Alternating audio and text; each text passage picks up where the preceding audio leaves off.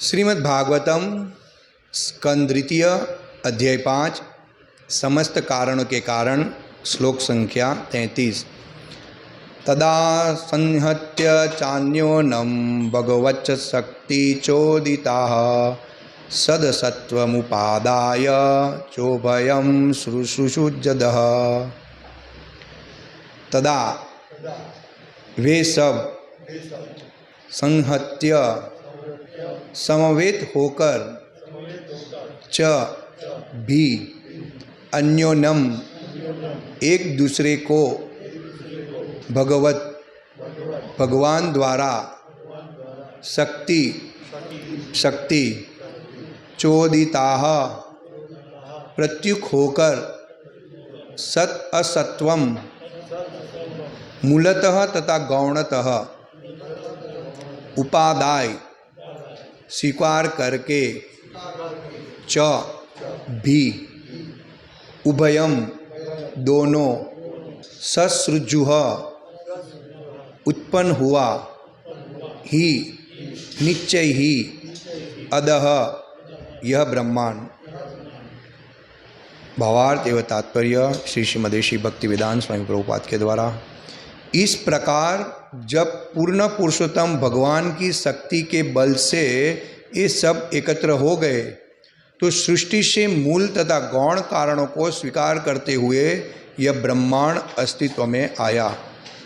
तात्पर्य इस श्लोक में स्पष्ट उल्लेख हुआ है कि सृजन के लिए भगवान अपनी विभिन्न शक्तियाँ प्रयुक्त करते हैं।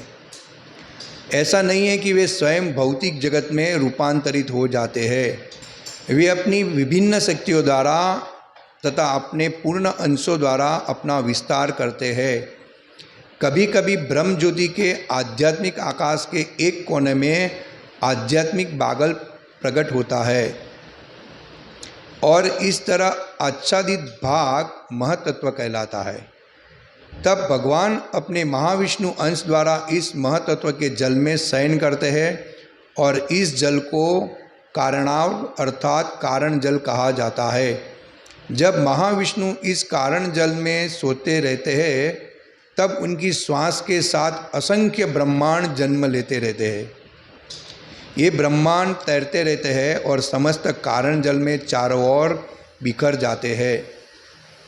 वे महाविष्णु के श्वास के समय तक ही टिके रहते हैं। यही महाविष्णु पुनः गर्भोदकशायिक विष्णु के रूप में प्रत्येक ब्रह्मांड में प्रवेश करते हैं और वहाँ यह नाग जैसे शेष अवतार पर लेटे रहते हैं।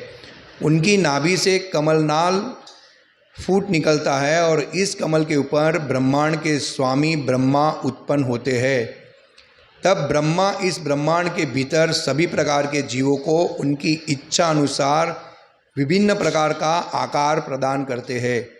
वे सूर्य, चंद्रमा तथा अन्य देवताओं को भी उत्पन्न करते हैं। अतएव इस भौतिक सृष्टि के मुख्य शिल्पी स्वयं भगवान है। जैसा कि भगवद गीता 9.10 में पुष्टि हुई है, वे ही प्रकृति को सारे चर तथा अचर प्राणियों को उत्पन्न करने के लिए निर्देश करते हैं।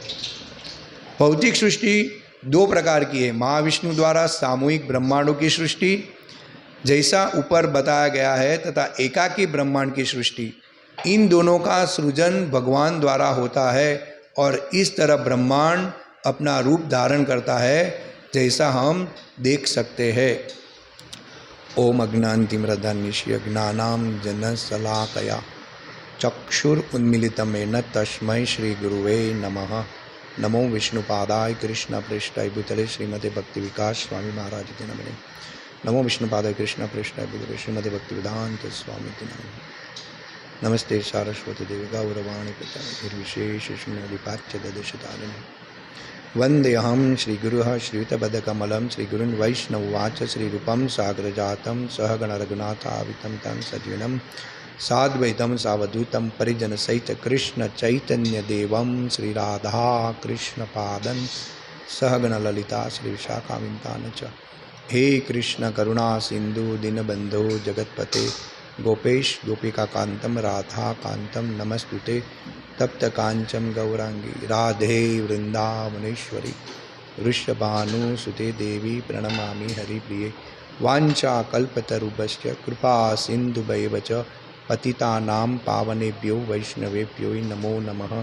श्री कृष्ण चैतन्य प्रभु नित्यानंद श्री अद्वैत गदाधर श्रीवासादि गौर भक्तवृंद।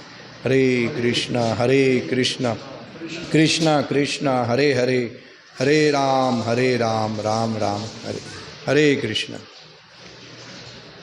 तो श्रीमद् भागवतम समस्त कारणों के कारण भगवान तो ब्रह्मा जी नारद जी को नारद मुनि को बता रहे सब हम देख के आए हैं और नारद मुनि प्रश्न कर रहे कैसे सब उत्पन्न हुआ और आपके ऊपर भी कोई है, ये सब हमने समझा। कैसे महतत्व से पूरा प्रकृति के 3 गुण निकलते हम कल ही विस्तार से हर श्लोक में बताते हैं।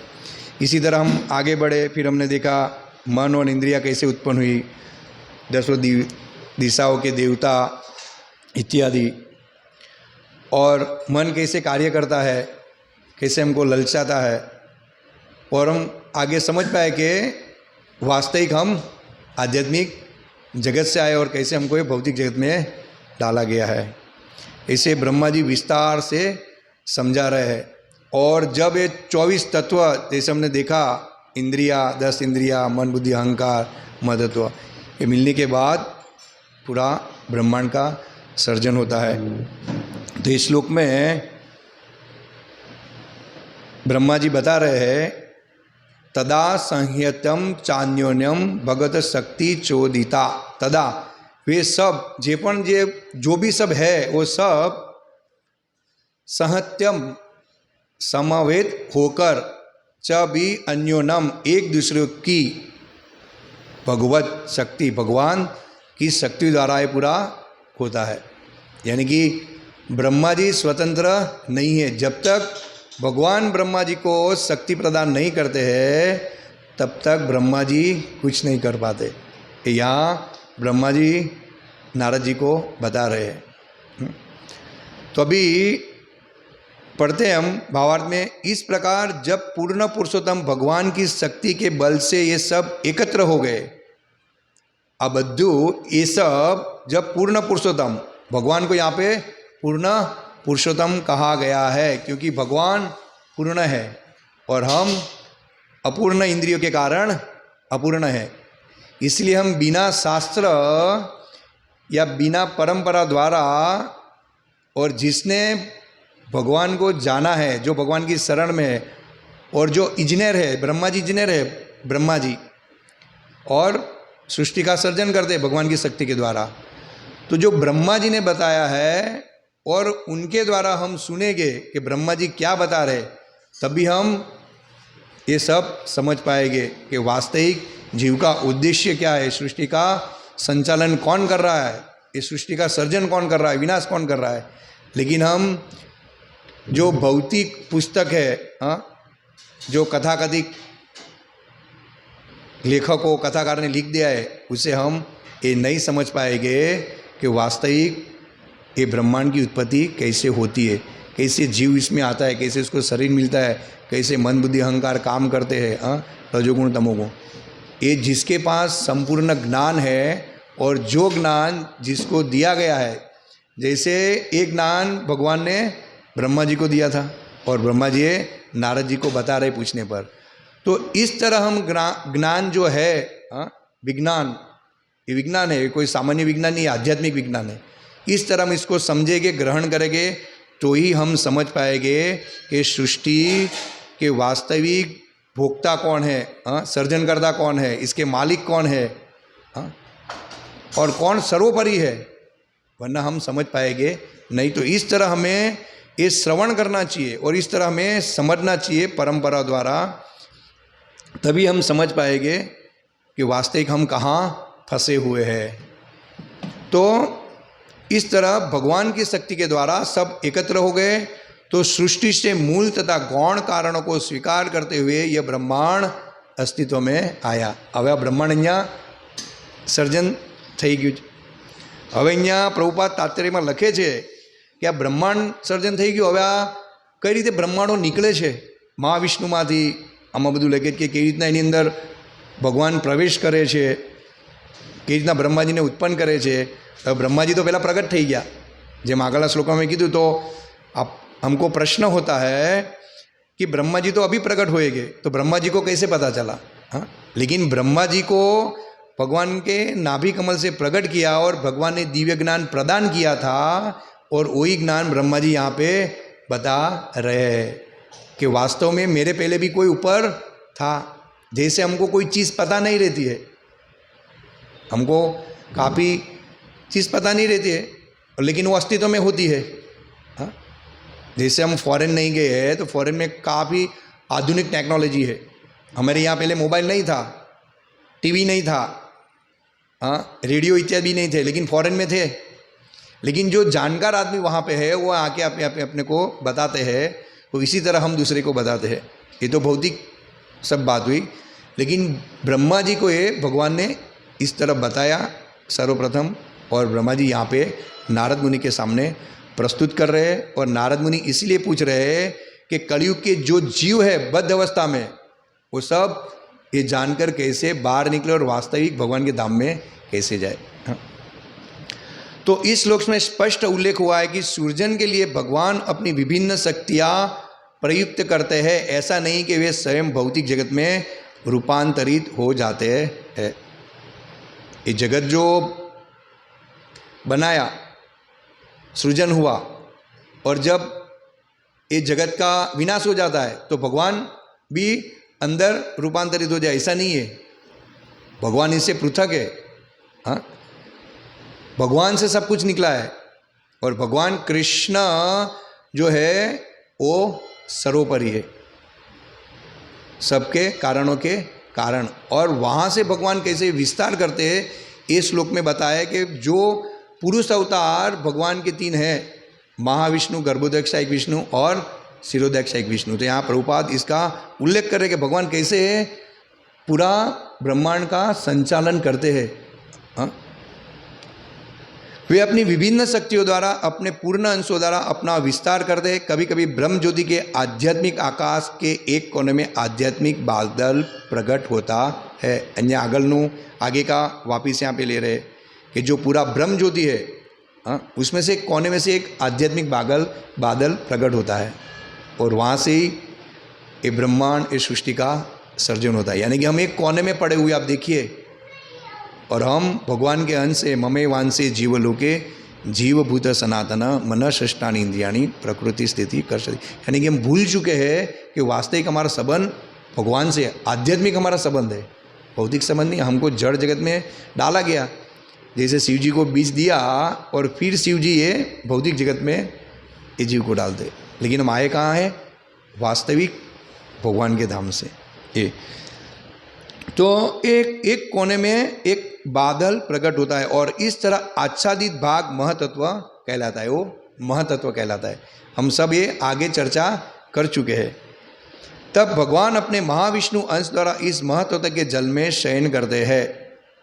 એટલે ભગવાન જે પુરુષ અવતાર લે છે, મહાવિષ્ણુ યોગ નિંદ્રામાં સૂતેલા મહાવિષ્ણુ, અને કારણદાયક જલમાં શયન કરી રહ્યા છે. એના રોમમાંથી કરોડો બ્રહ્માંડો નીકળે છે. અહીંયા તો બ્રહ્માજી ફક્ત એક બ્રહ્માંડની વાત કરી રહ્યા હતા આગળ, પણ હવે બ્રહ્માજી અહીંયા આખું પિક્ચર ક્લિયર કરે છે કે એક બ્રહ્માંડ નથી, અનેકો ब्रह्मांड છે. ને ब्रह्मांडो ક્યાંથી નીકળે છે હવે ब्रह्मा जी बता रहे हैं कि सब ब्रह्मांड कहाँ से उत्पन्न हो रहे हैं. तो भगवान का एक पुरुष अवतार रूप है महाविष्णु, जो योग निंद्रा में लेटा हुआ है. उसके रोम रोम से करोड़ों ब्रह्मांड निकल रहे हैं और वे तैर रहे हैं, आप समझिए, अंडे आकार में. और फिर यहाँ पे प्रभुपाद लिखते हैं, और इस जल को कारणाओं अर्थात कारण जल कहा जाता है. जब महाविष्णु इस कारण जल में सोते रहते हैं, तब उनकी श्वास के साथ असंख्य ब्रह्मांड जन्म लेते रहते. यानी कि महाविष्णु का एक श्वास इतना लंबा है, इसकी हम गणना भी नहीं कर सकते. जब महाविष्णु एक श्वास निकालते तो करोड़ों ब्रह्मांड बाहर आते हैं, और वही महाविष्णु एक श्वास वापस अंदर लेते हैं तो पूरे ब्रह्मांड अंदर चले जाते। देखिए ब्रह्मा जी की आयुष्य कितनी है, एक चतुर्युग यानी कि सतयुग, द्वापर, त्रेता, कलयुग, ये 4 युग बन के एक चतुर्युग होता है। और 1000 बार जब ये पत्ता है ख़त्म होता है तब जाके ब्रह्मा जी का 12 घंटा, और वैसे ही 1000 बार वापिस पूर्ण हो जाता है तब ब्रह्मा जी का दूसरा 12 घंटा, यानी कि एक दिन। तो आप समझिए कि ब्रह्मा जी का इतनी लंबी आयुष्य है, यानी कि ऐसे ब्रह्मा जी की 100 साल की आयुष्य, तो कितने युग चले जाते हैं। और आप सोचिए कि उसके ऊपर महाविष्णु, उसकी एक श्वास से करोड़ों ब्रह्मांड बाहर आते हैं, और हर एक ब्रह्मांड में ब्रह्मा जी अलग अलग है, कोई 4 मुख वाला, 5 मुख वाला, 10 मुख वाला, करोड़ों ब्रह्मांड, हर एक में अवधि अलग अलग है। हम कभी सोचते हैं ना कि मनुष्य की 4 लाख योनि है, तो मनुष्य, गंधर्व, किन्नर, देवता इत्यादि, लेकिन सब ब्रह्मांड में मनुष्य अलग अलग है। तो इस तरह महाविष्णु क्या करते, ब्रह्मांड उत्पन्न करते हैं, और फिर असंख्य ब्रह्मांड जन्म रहते हैं। ये ब्रह्मांड तैरते रहते और समस्त कारण जल में चारों ओर बिखर जाते हैं। वे महाविष्णु के श्वास के समय तक टिके रहते हैं। जैसे हमने देखा कि महाविष्णु की जो श्वास बाहर आई तब तक टिके रहेंगे, लेकिन वापिस भगवान जब श्वास लेंगे तो सब ब्रह्मांड चले। कहाँ हम पड़े आप सोचिए, कहाँ कारणोदय एक सागर है महाविष्णु, और कहाँ हमें भौतिक जगत में एक तुच्छ कीड़ी के समान भी हम नहीं है। देखा जाए तो इसे फूंक मारे तो हम उड़ जाए।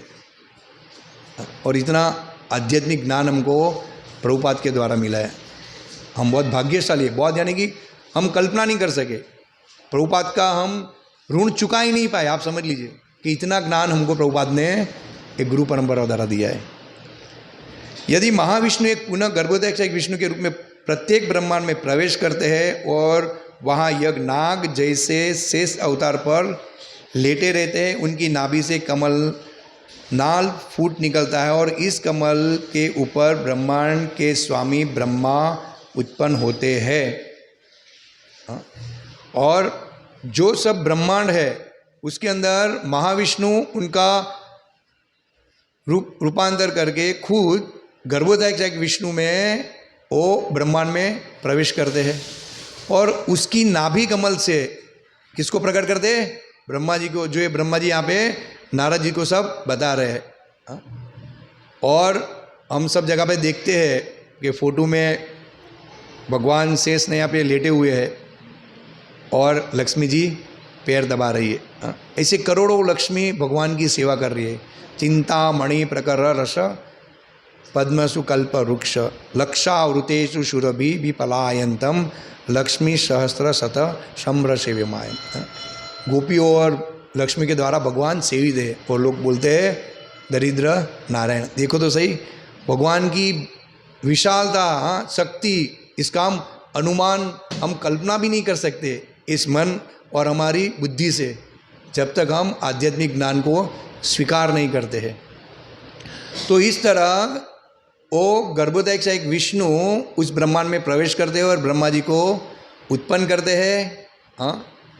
और वो जो नाल है, जो पाइपलाइन है, उसके अंदर 14 लोक, ऊपर सतलोक, तपलोक, बीच में भूलोक, नीचे अतल, सुतल, रतातल, तलातल, पाताल। देखिए, और कहाँ हम भटक रहे, कभी उच्च ग्रह से, कभी पतन होता है तो नीच ग्रह में इत्यादि। हम इस भौतिक जगत में भटकते रहते हैं, और इस भौतिक जगत से बाहर निकलने के लिए ये साइंस यहाँ पे ब्रह्मा जी बता रहे हैं कि कहाँ एक कोने में महातत्व है, और वहाँ कहाँ से ये पूरी ब्रह्मांड का सर्जन कैसे एक एक चीज़, एक एक वस्तु से होता है। तो ये गर्भोदय एक विष्णु की जो नाभि कमल है, अभी उसके अंदर हम स्थित है। और ब्रह्मांड के स्वामी ब्रह्मा उत्पन्न होते, तब ब्रह्मा इस ब्रह्मांड के भीतर सभी प्रकार के जीवों को उनकी इच्छा अनुसार विभिन्न प्रकार का आकार प्रदान करते हैं। यानी कि ये जो गर्भोदय विष्णु है, जब ब्रह्मा जी प्रकट होते हैं तो ब्रह्मा जी पूरा शक्ति से ये सब उत्पन्न करते हैं। तमोगुण, रजोगुण, सतोगुण, सब अलग अलग योनियाँ। वे सूर्य, चंद्र तथा अन्य देवताओं को भी उत्पन्न करते हैं। अतएव इस भौतिक सृष्टि के मुख्य शिल्पी स्वयं भगवान है। मुख्य शिल्पी कौन છે? मुख्य कारण भगवान છે। કારણ કે બ્રહ્માજી भी પોતે स्वयं उत्पन्न नहीं થયા, उत्पन्न नहीं हुए। ब्रह्मा जी को किसी ने उत्पन्न किया है, गर्भोदयक विष्णु ने। और गर्भोदयक विष्णु विस्तार है महाविष्णु के। हाँ, और ये सब के विस्तार, सबके कारण कौन है? भगवान कृष्ण। देखो, भगवान बैठे बैठे सब कुछ कर सकते हैं। हमको भागदौड़ करना पड़ता है। एक बंगला हमको बनाना हो, गाड़ी लेना हो, या बच्चे या पुत्री की शादी करना हो, तो हमको कितना कष्ट करना पड़ता है, कितना मैनेजमेंट करना पड़ता है। पहले पैसे कमाओ, फिर शादी करो, फिर संतान उत्पत्ति करो, फिर उसकी शादी करो। हमको पूरा समय देना पड़ता है, मेहनत करना पड़ता है। और भगवान खाली एक जगह पे बैठे हैं तो वहाँ से खाली कल्पना से पूरा ब्रह्मांड सर्जन कर सकते हैं। ये है भगवान, ये है भगवान की शक्तियाँ। और हम बोलते हैं कि हम भगवान हैं, नमो नारायण, आप भी भगवान, हम भी भगवान। तो ये नहीं है। हम कैसे भगवान हो सकते हैं? हम बूढ़े हो जाते हैं, हम जन्म मृत्यु जरा व्याधि में फंसे हैं, हम बार बार माँ के घर में जाते हैं। पुनरति जननम पुनरति मनरम पुनरति जननी जठरे शयनम। तो हम भगवान कैसे हुए? तो हम भगवान नहीं है। ये बहुत बड़ा पाप है। हम ऐसे बोलते हैं कि हम भगवान हैं, वो भगवान है। नहीं, भगवान कौन है वास्तविक, हमें या ब्रह्मा जी के द्वारा समझना चाहिए कि वास्तविक भगवान कौन है और सबका कारण कौन है। और मुख्य शिल्पी भगवान है। ये हम ये अध्याय से, ये श्लोक से हम पता कर सकते हैं कि वास्तविक भगवान कौन है। और सब कुछ उसके अंडर में है। यान्ति देवता देवांति पितृ यान्ति पितृवता भूतानि यान्ति भूतेजा यान्ति मध्यादि माम नमस्करु। भगवान भगवद गीता में बोलते हैं यान्ति देवता देवांति, जो देव को पूजते हैं वो देवलोक में जाते हैं। देखो, भगवान को कैसे पता कि देव को पूजे वो देवलोक में जाएंगे? ज्ञान की उसके ऊपर है ना, भगवान का स्तर उसके ऊपर है, तभी भगवान जान पाएगा ना। हम जैसे जीव माया में है, जब तक हमें परंपरा या कोई आध्यात्मिक गुरु और गुरु के लक्षण दिए कि वास्तविक गुरु कौन होना चाहिए, परंपरा द्वारा विष्णु तत्व जानता हो, गोस्वामी हो, वैसे प्रामाणिक गुरु से हम जानते, तब हमको पता चलता है कि हमारी पोजीशन क्या है। वरना हम पता नहीं चलते। इसी तरह भगवान सबके कारणों के कारण है, इसलिए भगवान बता रहे हैं यान्ति देवता देवांति, क्योंकि सब भगवान में से विस्तार निकला है। भगवान की शक्ति है, भगवान की शक्ति द्वारा पूरा विस्तार होता है। तो जो देवता पूछ के देवलोक में जाते हैं, यान्ति देवता देवांति पितृ यान्ति पितृवता, यानी जो पितृ को पूजते हैं वो पितृलोक में जाते हैं। पितृ के जो राजा है वो यमराज है, अयम अरियम। हाँ, भूतानि यान्ति भूते, जो भूत लोक में पूजते, भूतों की पूजा करते, हम देखते हैं सब, वो कहाँ लेते? भूत के बीच में। यान्ति मध्याजिमाम नमस्करु, जो मेरी शरण में आते हैं वो मेरे धाम में आते भगवान। देखो कितना एकदम स्पष्ट भगवान ने उपदेश दिया है भगवद गीता में। और यहाँ पे भगवान पूरा बता रहे हैं। और फिर भगवद गीता में भगवान बता रहे हैं 9वां अध्याय में 10वें में पुष्टि हुई है कि वे प्रकृति के सारे चर तथा अचर प्राणियों को उत्पन्न करने के लिए निर्देश करते हैं। मया अध्यक्षेण प्रकृति सूयते चराचरम हेतु नान कौंतेय जगद्री परिवर्तते। हे कुंती पुत्र, यह भौतिक प्रकृति मेरी शक्ति में से एक है। अब भगवान शक्ति है भौतिक प्रकृति, भगवान કેટલી શક્તિ છે, કેટલી શક્તિમાંથી આ ખાલી એક શક્તિ છે ભગવાનની, તમે સમજો। ये सब शक्ति में से एक शक्ति है और मेरी अध्यक्षता में कार्य करती है, यानी कि ये स्वतंत्र नहीं है और हम स्वतंत्र बनना चाहते हैं। जब ये पूरी जो शक्ति है वो भी स्वतंत्र नहीं है तो हम स्वतंत्र कैसे हो सकते हैं? जिससे सारे चर तथा अचर प्राणी उत्पन्न होते हैं। भगवान की शक्ति द्वारा ब्रह्मा जी चर अचर प्राणी उत्पन्न करते हैं। इसके शासन में यह जगत बारंबार सृजित और विनिष्ट होता रहता है। बारंबार इसका विनाश हो रहा है, सर्जन हो रहा है, विनाश हो रहा है, सर्जन हो रहा है। ये स्थायी नहीं है। ये श्लोक से पता चलता है कि सब भौतिक ब्रह्मांड जो है वो स्थायी नहीं है। हाँ, किसी की अवधि ज़्यादा है, जैसे उच्च लोक में जीवों की, ब्रह्मा जी की अवधि हमने बताई, ऐसे लंबी आयुष्य है, लेकिन अमरता नहीं है। आध्यात्मिक जगत में इसलिए भगवान बोलते हैं न तद भाष्यते सूर्यो न शशांको न पावक यद गत्वा निर्वंतन्ते तद धाम परम मम। मेरा धाम सूर्य या चंद्र से प्रकाशित नहीं है, बिजली से प्रकाशित नहीं है। जो वहाँ पे जाता है वो वापस आता नहीं है। यानी कि भगवान का धाम जो है वो शाश्वत है और जीव शाश्वत सुख की शोध में है, आनंद की शोध में है। और वो वास्तविक क्या कर रहा है, ये जो नाशवंत जगत है, भौतिक जगत है, दुखालय है, शाश्वतम, और उसमें वो सुख ढूंढने का प्रयास कर रहा है। तो यह कहाँ मिलेगा शाश्वत सुख? ये हमें समझना चाहिए कि हमें बिल्कुल प्रयास नहीं करना चाहिए। जैसे प्रभुपाद ने आगे बताया आगे श्लोक में, अन्न खाने के लिए अन्न, रहने के लिए आसरा, और थोड़ा रक्षण चाहिए। इतनी थोड़ी सी चीज़ के लिए जीव 24 घंटा माया की लात खा के मेहनत कर रहा है, लेकिन नहीं समझ रहा है। तो वास्तविक ये है कि भगवान ऐसे ब्रह्मांड का सर्जन करते हैं और ये सब ब्रह्मांड विनाश हो रहे, और हमको सच्चिदानंद रूप भगवान का सच्चिद और आनंदमय से भगवान पूर्ण है और उसका धाम है, तो वहाँ पे हमको जाना चाहिए, वरना ये बारंबार हम इस जगत में आएंगे। भौतिक सृष्टि दो प्रकार की है, इसमें प्रभुपाद तात्पर्य में लास्ट पैराग्राफ में लिख रहे, महाविष्णु द्वारा सामूहिक ब्रह्मांड की सृष्टि, जो महाविष्णु जो ब्रह्मांड को प्रकट करते अपने रूम में से, उसकी सृष्टि, जैसा ऊपर बताया गया है कि तथा एकांगी ब्रह्मांड की सृष्टि, फिर एक एक ब्रह्मांड में गर्भोदय से विष्णु प्रवेश करते हैं। इन दोनों का सृजन भगवान द्वारा होता है और इस तरह ब्रह्मांड अपना रूप धारण करता है, जैसे हम देख सकते हैं। अब हम देख सकते हैं ना, ये ब्रह्मांड ऐसे ही नहीं आया है।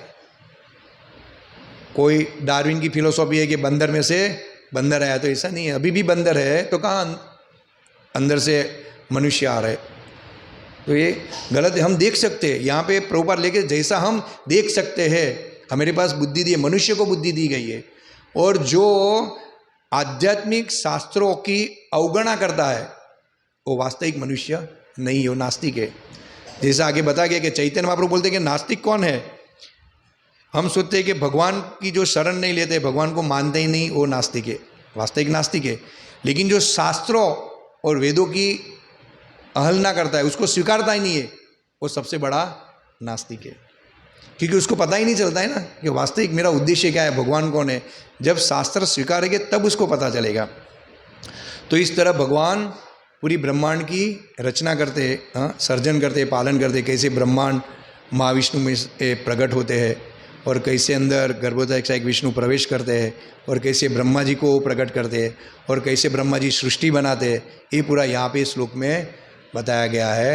और हम कहाँ पे पढ़े, महतत्व कहाँ है और हम क्या है, ब्रह्मा जी के सामने कुछ नहीं है, तो भगवान की तो बात ही अलग रही।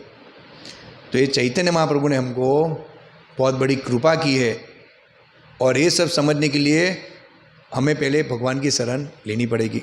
और भगवान की शरण हम भगवान के एक कलयुग में नाम द्वारा ग्रहण कर सकते। नामनाकारी बहुधा निज सर्वशक्ति तत्रा पितरा नियमित स्मरेण कालः।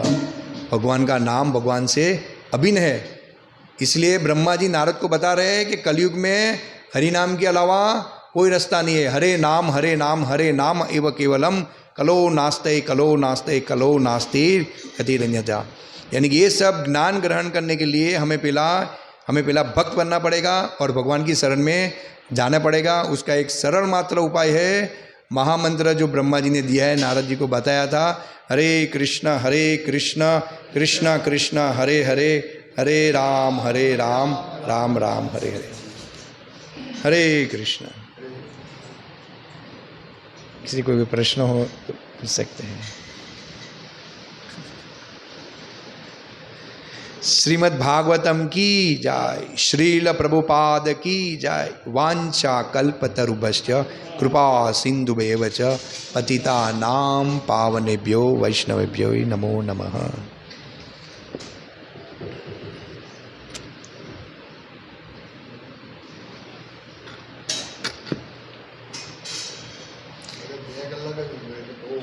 हाँ, મને થયું કે આજે તબિયત બી સારી નથી લાગતી. પ્રભુ યાર રેકોર્ડિંગ બંધ કરી.